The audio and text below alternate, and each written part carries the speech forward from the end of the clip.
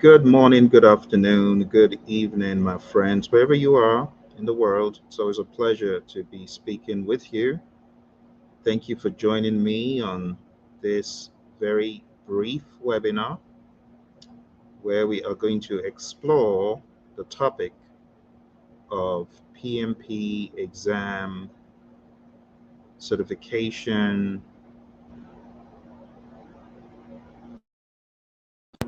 Still not succeeding. We're going to give it a little bit of time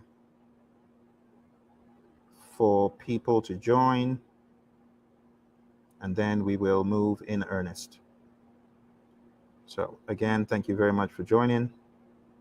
Let's go through a few quick introductions so that you understand my background and where I'm coming from in this dialogue.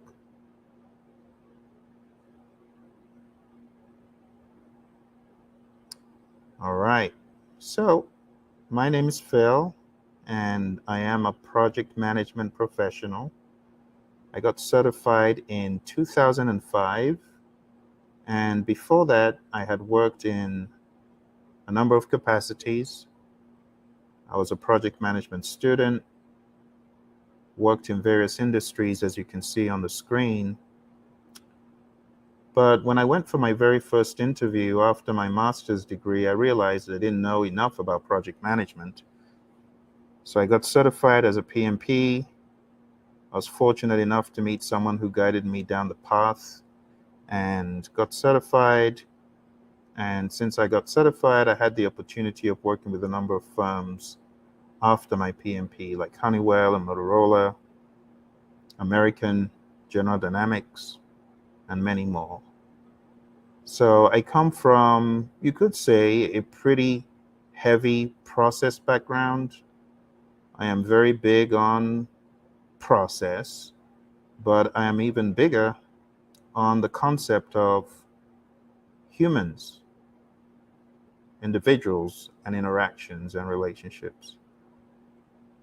I got into the world of Agile in 2011, and my mindset began to change from overtly process to realizing more about the people, the individuals, and the interactions. Okay. So, again, today we're going to talk about the PMP challenge. PMP is never enough. And I know this firsthand because I have seen people crash and burn with PMP. I've seen people succeed crazily with PMP. And I've also seen people not have PMP and still do extremely well in project management. So let's dive straight into it. I formed a company called Praizion in the early 2000s and have been fortunate to train many organizations, many government organizations and entities too, such as those you see on the screen, like NASA and the Army Corps of Engineers and the FBI, the US Air Force. So I've seen quite a bit in the world of project management and beyond. The first challenge that I see with a lot of people is the pragmatism challenge. And the pragmatism challenge simply states having a PMP does not equate to pragmatism. So get pragmatic. It's that simple. A lot of people get certified because they are able to prove that they have project management experience. But when you really look deep, you do not find enough of the right level of experience in a particular sphere. The PMP right now has become pretty general. It's become almost a business, if you like, certification. And I'm just keeping it real with you. You know, what used to be the bread and butter of project management and on the exam is no longer on the exam in the capacity that it used to be. And that's just the honest truth. There has been a toning down of what used to be straight ahead raw project management. And that's why when you talk to people today from the world of PMP, a lot of them are not honestly as pragmatic. They may have passed the exam, but they may not have the chops. So the pragmatism challenge, when I really think about it, is how do you, as a PMP, show pragmatism as opposed to just a bunch of principles and theories and ideas? Because sitting down taking an exam for 230 minutes is one thing, but in the real world, when you come across the real challenges of leadership, that's a whole different thing. See? So having knowledge and having a certification is one thing, but being able to pragmatize it is another thing. And I found that a lot of people, let me just be straight up honest, a lot of you get certified and you're like a deer in the headlights. You got zero clue on how to apply what you've learned. I'm just being honest. So don't hate the bearer of the news, okay? I'm just telling you what I've seen. People get certified, then you put them on projects and they're like, I don't know what to do. That's the challenge, which is why either a lot of people may not apply for certain positions because they feel like it's way beyond them, or you put them in the position and they're not immediately able to grow quick. You see, when you get into a PM role, you're going to have to learn, but you're also going to have to put on your courage hat and have the courage to roll with it. So it's a major issue that I see with a lot of PMPs today. They're certified, but they can't bring the pragmatism. And they can't bring the pragmatism because they have taken an exam on paper, but they cannot survive in the real world. Don't hate the player. Don't hate me for telling you the truth. I'm just the bearer of the news, okay? So deal with it. It's just the truth. All right, here's the second challenge. Second challenge is leadership and EI. Unfortunately, this exam is not a leadership exam. It's an exam that tests you, like I said, based on 35 tasks. And if you're able to show that you can understand the concepts, you pass. But that doesn't mean that in the real world, you will have the soft skills to communicate. Success in project management requires very strong soft skills, leadership, communication, teamwork. And if you are a PMP, but you're still hiding under the table, you're not going to succeed. You need to be a leader. What is leadership? My mentor, John Maxwell, he says the true measure of leadership is influence. Nothing more, nothing less. And a lot of you PMs that get certified as PMPs, you haven't even begun to think about what leadership is, which could be a problem, because leadership is influence and it's courage and it's trust. People need to trust you. How are people going to trust you if you're not pragmatic? If you're not able to hold down a project and deliver, or if you're not able to work with a team to deliver? I told you in the very beginning, pragmatism is number one, but leadership really trumps everything else. A great leader understands how to learn.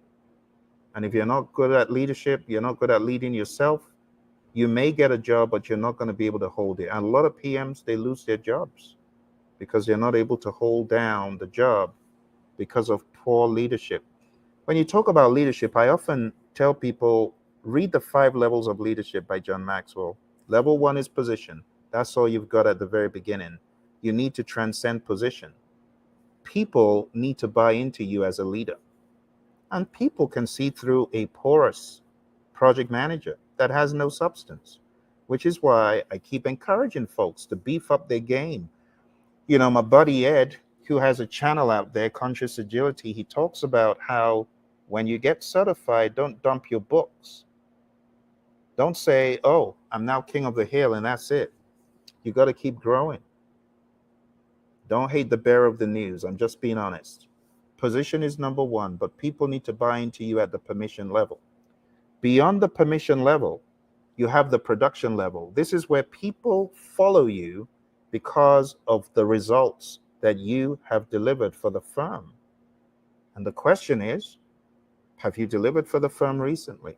When last? Did you do anything significant in your position. Number 4 is the people level. People follow you because of what you have done for them. Your time, your effort, energy, just helping mentor, coach, and train people in your firm goes a long way. But I see a lot of you PMPs. You get certified and then you're hiding under the table because you don't have the conviction of what you claim to have studied. So you're not mentoring anyone, you're not coaching anyone, you're not showing your excellence. And therefore, you're just like any other PM and you don't really succeed. You just kind of get by and you get into the I just need to hold down this job to make the next check. Don't do that. Really understand that you're a beacon, you're a light, and spread some light with your brilliance if you really truly believe that you've got it. You know, that's how you're going to succeed, not hiding under the table. The way I succeeded at Honeywell was coming out. Some of you are closeted project managers. You say you're a PMP, but you're living in the closet. You don't want no one to know that you're a PMP because you don't have the passion or you truly don't know what you said you're certified in. Maybe you feel, oh, thank goodness PMI gave me the PMP. Thank goodness I'm now a PMP and I'm just going to ride this wave. That's being fake. That's why many of you are closeted. You don't want to come out and train and coach and truly show people what project management is about. Don't hate the player. I'm just telling you the truth. And to succeed, you got to show your brilliance. Stop being a closeted PM. Show people what it's about. Show people that it's all about applying knowledge and skills, but teach them the knowledge, teach them the skills. Talk about the tools. Help people to see the relevance of agility. Some of you are certified and you really can't explain what agile is, which is sad. You got to be able to pragmatize. All right, I'm just keeping it real, just keeping it real. All right, let's move on. So when it comes to leadership and EI, there's a lot to be said. Okay, I'm just dropping truth bombs. Don't hate on me. All right, challenge number 3. It's relationships. You know, when we talk about leadership, I gave you level 1, 2, 3, and then I said 4 is people follow you because of what you've done for them. If you're not building solid relationships in industry, oh my goodness, you've missed the boat. You might as well just pack your bags and go home. And the reason why I say this is the relationships, they help everything. When I think about my first real teaching, training, coaching job, it was as a result of relationships. When I think about my real solid endeavor that I got as a result of PMP, it was all about positioning the relationships. If you are a PMP and you're not building your relationships across the industry, you're not going to go very far. I'll just say that straight up. So networking, understanding that you need to be a river, you need to give, but you also need to understand other people's greatness can flow to you. So build relationships. Number 4 is agility. A lot of folks get certified, but they leave the world of agile alone, never coming back to it. They feel, oh, this was one hurdle PMI threw into my path as I got certified. I'm not going to have to visit this like ever again, and they move on. Don't do that. You got to be agile in your mind. You got to be agile in your game. Don't be resistant to adaptation. The field of project management is continuously evolving. And if a certified PMP is resistant to change, you're not being agile. You got to be agile, not just on paper, but also in how you embrace new ideas, new ideologies, new methods.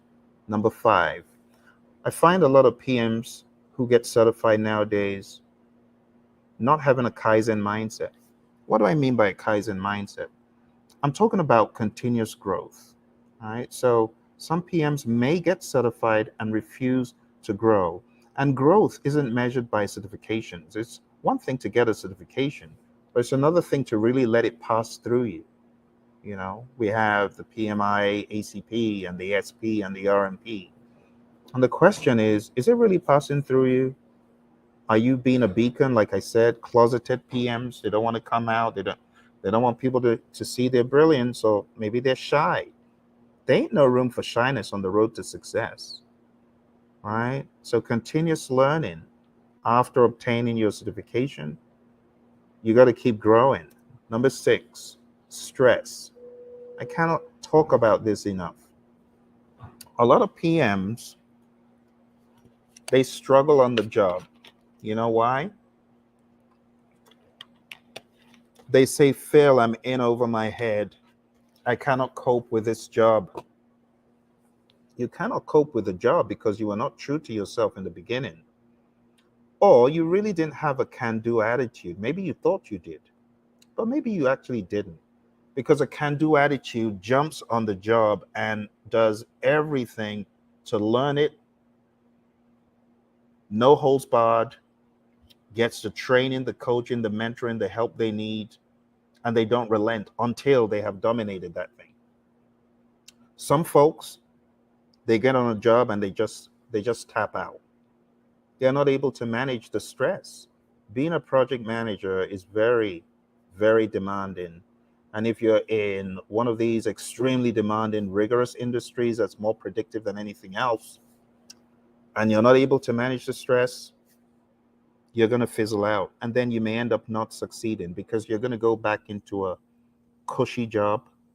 And then that cushy job may end up not being a progress job. It might end up being a dead end job. You're not going to be able to deal with the stress.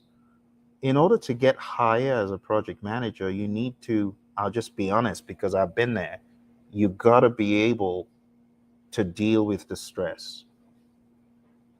Like a job that is just rainbows and sunshine in project management, I tell you that job isn't going to remain there forever because project management is a very demanding job.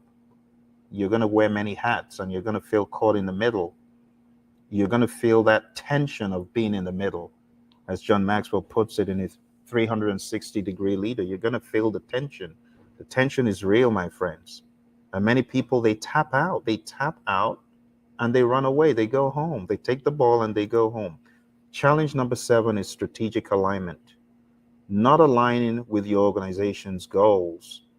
Some PMs are very frustrated after getting certified because they feel like the organization should have a PMO, and the PMO is different from how they thought it should be. Maybe the PMO is using certain tools or methods or approaches, and they feel you should use the one I want. Or my organization doesn't have a PMO, they should have a PMO. Well, how about starting a community of practice? Let me be straight up honest about PMOs. PMOs are great, right? But the times are changing. It's not enough to demand that people follow certain protocol. You need to help them make sense out of it.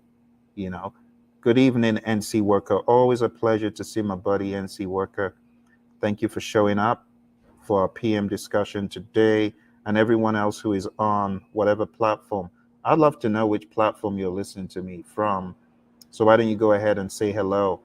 All right. But going back to what I was saying, it's easy to be in a firm and think they should be doing the project management this way or that way, or we don't even have any process. What are you doing to help? What are you doing to bring an awareness? I keep going back to the previous challenge of many PMs hiding in the closet, not wanting to show their brilliance. And that's not how to do it. If you want change in an organization, how about leading the charge? How about seeing yourself as a change agent? See yourself as a beacon. Be bold. Stop feeling insecure. I just got certified last week. I don't know my left from my right. Don't be ridiculous. PMI gave you the certificate because you showed yourself as a worthy person. If you don't believe you're a worthy person, that's not PMI's problem. You are the problem. A lot of people have issues, trust issues. A lot of you, You get certified after sweating for hours, and you have the gall to say, I don't feel confident. I'm scared. Seriously? Do you think PMI was tripping when they gave you that certificate? Do you think that someone just said, oh, that's a nice guy, that's a nice lady, let's pass them? Do you not know that you earned it? You did. You see, this is part of it, not having confidence in the process. You are certified, but you don't have confidence. Why is that? I wonder. If you don't have confidence, maybe you need to go for some confidence building. Have a can do class to help you know that you truly can do it. So be confident. Understand that PMOs may not immediately show the value that you're looking for, but how about joining forces with them? Or how about just starting a revolution, a community of practice, center of excellence, right? So you need to ensure that your projects align with the goals of the organization. It's not about your agenda. Just work with the agenda of the firm. But if your firm is going in a direction that you feel is not ideal, say something, do something, offer your services. Are you not confident that you have something to offer?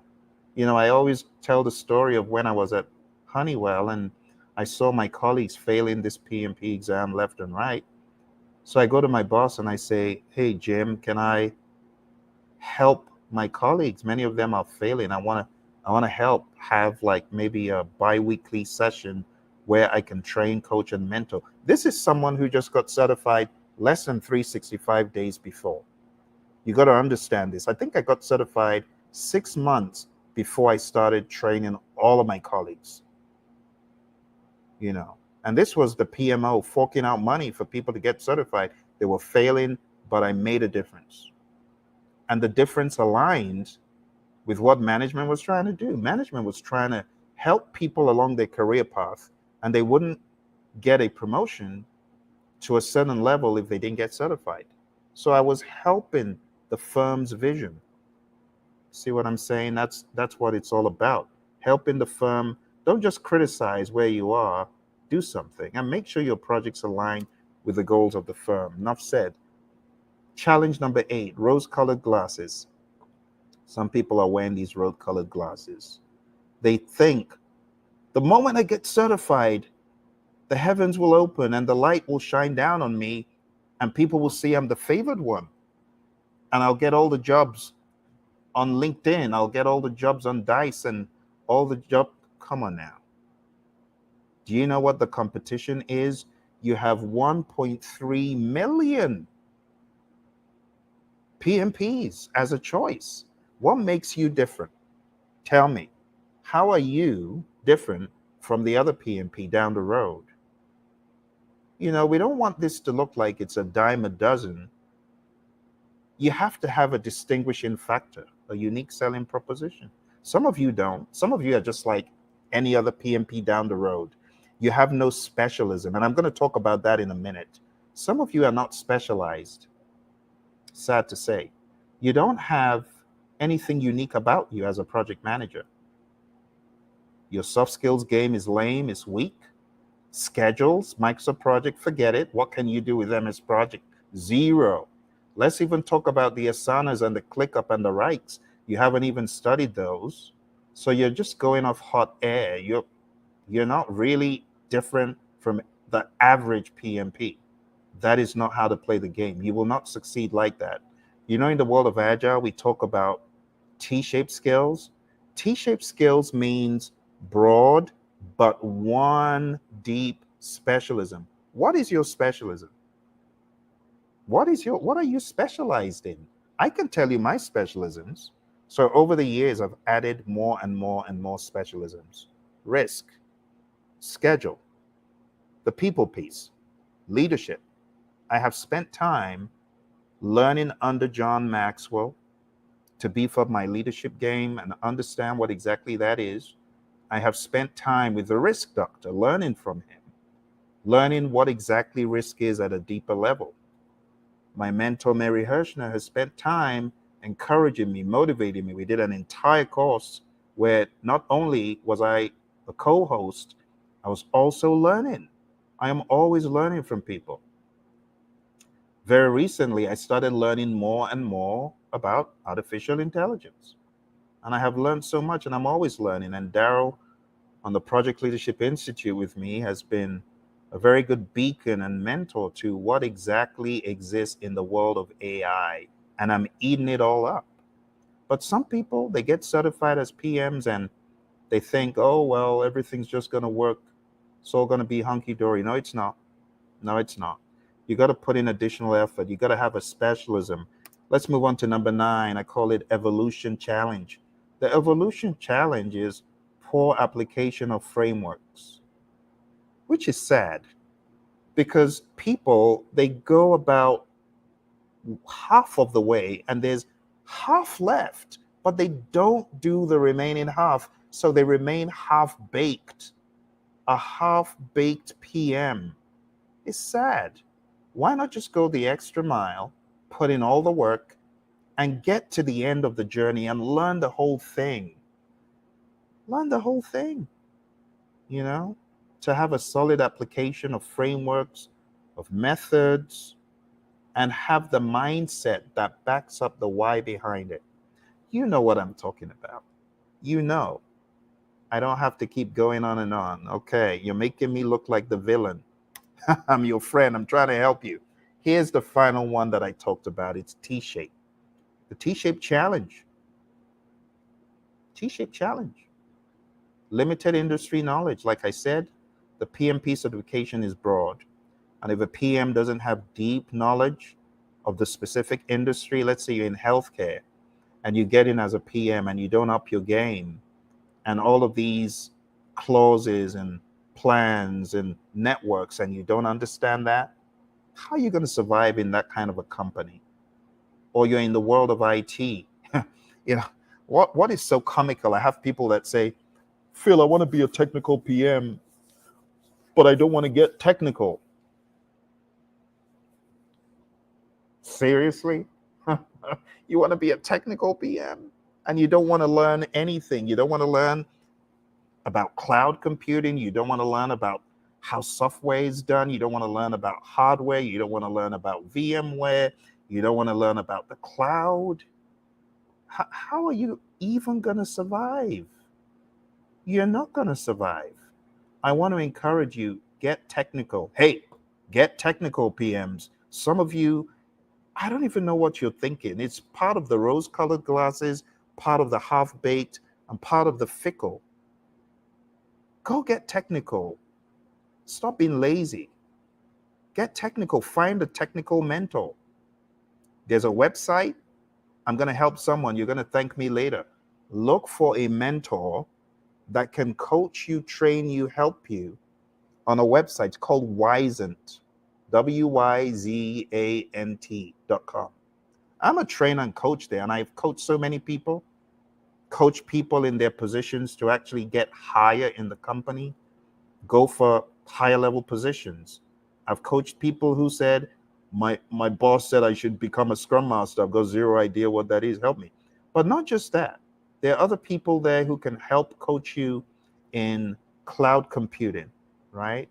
In things like VMware, in hardware, in server configuration, in software development. Some of you, you've just been playing safe and you don't want to learn anymore. Stop doing that. Stop it. Go learn. Stop being fickle. Oh, I don't have the aptitude for this. You're a liar. You've got the aptitude. Stop giving me that lame excuse. If you could pass this ridiculous test that's so ambiguous, there's nothing you can't do if you put your mind to it. So I challenge you. Stop being weak. Many of you PMs, you're weak, man. You're weak. You're always complaining. I can't do it. I don't understand the technical. Did you try? All right, I'm going to get off my soapbox before I get any madder than I am. But thank you very much for joining me. I hope my ramblings and my rantings will make sense to someone and get them off their place of comfort and get you to do something that will get you to success. John Maxwell put it very nicely. Success To be a real success, you got to think about the KGS. Success is number one, knowing your purpose in life. Number two, growing to your maximum potential. Are you growing to your maximum potential? Some of you ain't. Some of you are, and I applaud you, those of you who are. And the third one is sowing seeds that benefit others, right? Knowing your purpose in life, that's the K. Growing to your maximum potential. Like I said, seek out mentors. And number three, sowing seeds. Some of you ain't sowing no seeds. Some of you ain't helping no one. Some of you see all these PMP students like crabs in the crab barrel trying to climb out, and you're like, I'm out. You're not. Sorry. Seriously, come on now. Help someone. Give a dog a bone. Help someone. I encourage you to sow seeds that benefit others. Now, on top of this, John has a four-pronged formula to be a real success. I want to teach you that really quick. R is for relationships. Are you building relationships in business? Are you aggressive? You got to be aggressive in seeking to help people by showing value. You're going to build relationships. Number two, equipping. Equipping is when you equip someone to do better than where they are, to go to the next level. When you equip people, it just comes back to help you. I'm telling you, I've seen this happen in my life. I've seen this happen in other people's lives. When you equip people to help them up the ante, you're helping yourself. The A is for attitude. What helps you succeed is attitude. If you have a positive mental attitude, it'll take you places. I like a quote from Zig Ziglar. Zig Ziglar says, it's not your aptitude that determines your altitude. It's all about your attitude. I see our friend Travis. Travis is one of our PMP gurus. Travis, well done. Travis got certified as a PMP. And Travis, I honestly know you're going to keep killing the game. You're one of those who I know, I can wager you're going to keep killing the game. And good to see you, Travis. Thank you very much. So Zig Ziglar, he said, it's your attitude that determines your altitude, not your aptitude.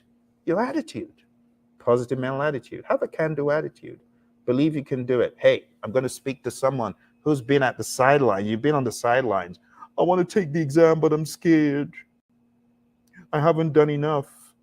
So what do? You plunk yourself down in your little seat, sitting on your hind end, refusing to schedule a date. Why are you like that? Why you do that? You've studied, worked, and you're like, I'm scared. And you're there for another how many months? Come on now. Get off your hind end, go schedule the exam, take the exam.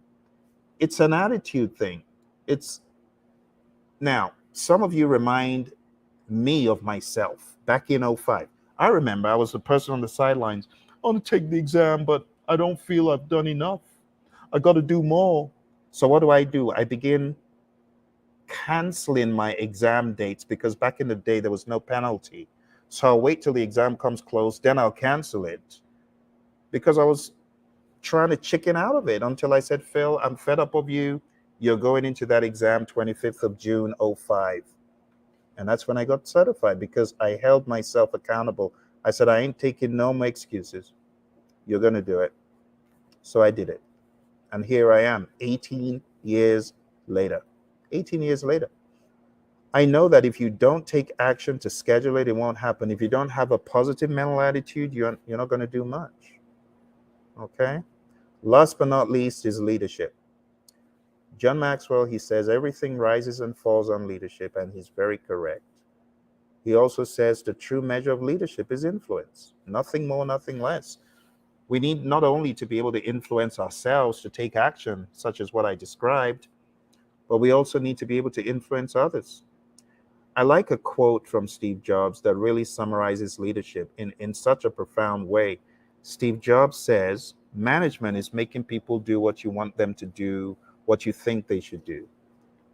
He says, but leadership is inspiring people to do the things they never thought they could. Wow. He just redefined the leadership game. He said leadership is inspiring people to do the things they never thought they could. Wow. I encourage you, my friends, to inspire others to do things that they never thought they could, to blow their own minds. So, leadership is many things, but let's begin to influence, let's begin to kill the game. Remember the KGS, know your purpose in life. Spend time really thinking, why am I here? Some of you, I have to be honest, you're maybe not project management. Maybe you're something else, right? Maybe you're a hybrid, even though we all are inherent project managers because we all manage projects. But maybe that isn't the only thing you're called to do. Maybe you're called to do something else, and that's okay, right? Maybe you're called to lead an entire organization, and that's okay. But really ask yourself, what's my purpose in life? Then keep growing to your maximum potential. Daily, listen to something inspiring. If possible, morning and night, right? Grow yourself. Listen to positive messages. Look for my mentor, John Maxwell. He's got a minute with Maxwell daily, right? Minute with Maxwell. Watch all the minute with Maxwell's and sign up to be part of that program. Just Google it, you'll find it, right? And then sow seeds that benefit others. And to be a real success, relationships, equipping, attitude, and leadership. Thank you very much, my friends. I'm signing off for the night or for the afternoon, depending on where you are. Thank you all very much. You take care, and I wish you all the very best. Be a success. Don't be part of those who don't succeed. Be the top 2% that PMI talks about in the PMBOK 6, right? The top 2%, those that have superior relational skills, interpersonal skills, leadership skills, as voted by their bosses and peers. It's not those that have all the technical know-how. While that is good, you got to remember it's all about the relational piece. Okay? And that's why in John's How to Be a Real Success, relationships, in the survey by the Stanford Research Institute, it was shown that success is 87.5% contingent on relationships. Okay? That's all I'll say for the night. Thank you. All the very best.